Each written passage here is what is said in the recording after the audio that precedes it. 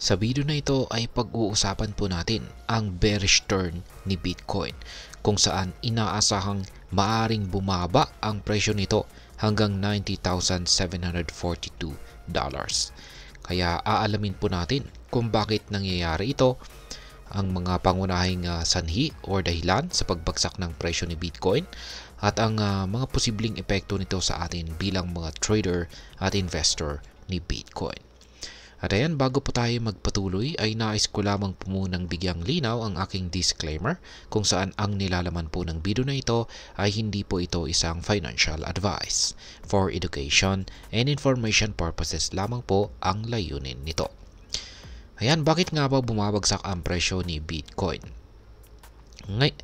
Ngayon ay nagsimula po ngayong linggo na ito ay nagsimula po sa bearish o pababang direksyon itong si Bitcoin kung saan ay bumaba po siya sa presyong $93,300 matapos po ang pagbaba na 1.71% nitong nakaraang 24 oras. Sa ganitong presyo, ang market capitalization ni Bitcoin ay nasa $1.84 trillion na lang. May dalawa pong pangunahing dahilan kung bakit nangyayari ito.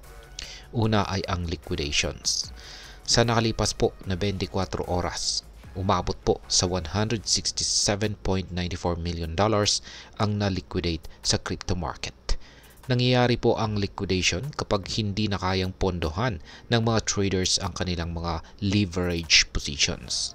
Kapag tuloy-tuloy po ang ganitong liquidation, mas lumalakas ang pressure para bumaba ang presyo. Pangalawa ay ang bearish technical indicators. Kung titingnan po natin ang chart ni Bitcoin, makikita ang ilang mga mahalagang detalye. Ayan, nabigo po si Bitcoin na basagin ang presyong $99,514 kung saan ay isa pong resistance level. Ang presyo po nito ay bumalik sa critical support level na $93,000. At dagdag pa rito ay ang doji formations. Yan, or may doji formations na makikita po malapit sa support level at nagpapakita ng mga unsuccessful attempts na pigilan ang pagbagsak ng presyo. Kaya yan. Ngayon ay ano po ang sinasabi ng technical analysis tungkol dito? Ayan, sa 4-hour chart ay makikita po natin ang ilang senyales na posibleng bumaba pa ang presyo ni Bitcoin. Yan, unang-una ay ang failed bullish breakout. Hindi po nagtagumpay si Bitcoin na i-break or basagin ang resistance dito sa presyong $99,514. Dahil dito, nagkaroon ng bearish reversal or pagbaba ng presyo. Pangalawa ay ang SM lines crossover. Yan, tumataas ang posibilidad na mag-cross ang 100 at saka 200 simple moving averages or SMA. Isang senyales na madalas na nagpapahiwatig ng downtrend. Ayan. Yung RSI divergence naman ay bagamat may bahagyang bullish divergence sa Relative Strength Index or RSI, hindi po ito sapat upang baliktarin ang pangkahalatang bearish na trend. Ngayon ay ano naman po ang papel ng mga institution sa paggalaw ng presyo ni Bitcoin? Malaki po ang naiaambag ng mga institutional support sa presyo ni Bitcoin. Ngunit nitong nakarang linggo ay nagkaroon po ng net outflow na $297.75 million mula sa mga spot Bitcoin ETF sa US.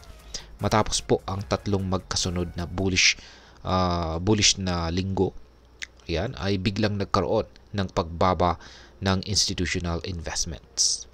Ang pag-pull out ng malalaking institutions ay nagdadagdag ng negatibong pressure sa presyo ni Bitcoin. Ibig sabihin, habang hindi na ibabalik ang tiwala ng mga institution, mas mahirap para kay Bitcoin na makakita ng sustained or tuloy-tuloy na upward movement. Ngayon ay ano naman po ang mga posibleng price targets para kay Bitcoin? Sa kasalukuyang market conditions, may dalawang posibleng direksyon ang pwedeng tahakin ni Bitcoin. Una ay ang bearish scenario. Yan, kapag tuluyan pong bumagsak ang presyo ni Bitcoin sa ilalim ng $92,654 na isang support level, maaaring itest nito ang sunod na support sa presyong $90,742.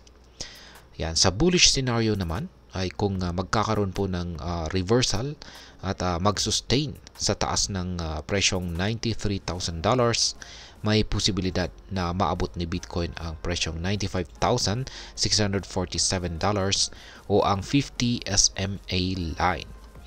Yan, balikan natin yung chart. Yan. Kapag na-break po ang resistance na ito, maaring tumaas ang presyo ni Bitcoin hanggang $100,000. Yan. Ngayon ay ano naman po ang aking masasabi tungkol dito?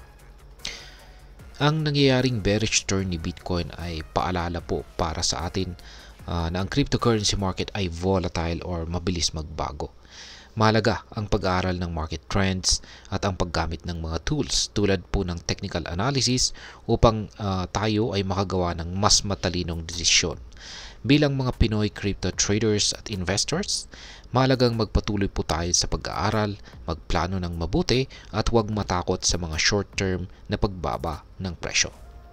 At sa kabuuan, tandaan na si Bitcoin at maging ang iba pang mga cryptocurrencies ay may potensyal na magbigay ng mataas na kita sa tamang panahon.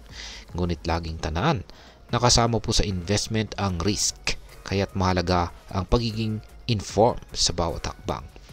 At ayan, hanggang dito na lamang po tayo sa video na ito mga ka-crypto. Sana po ay inyong nagustuhan ang aking paliwanag sa video na ito.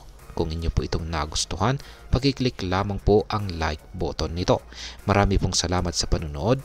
Ingat po tayo lagi at God bless po sa ating lahat.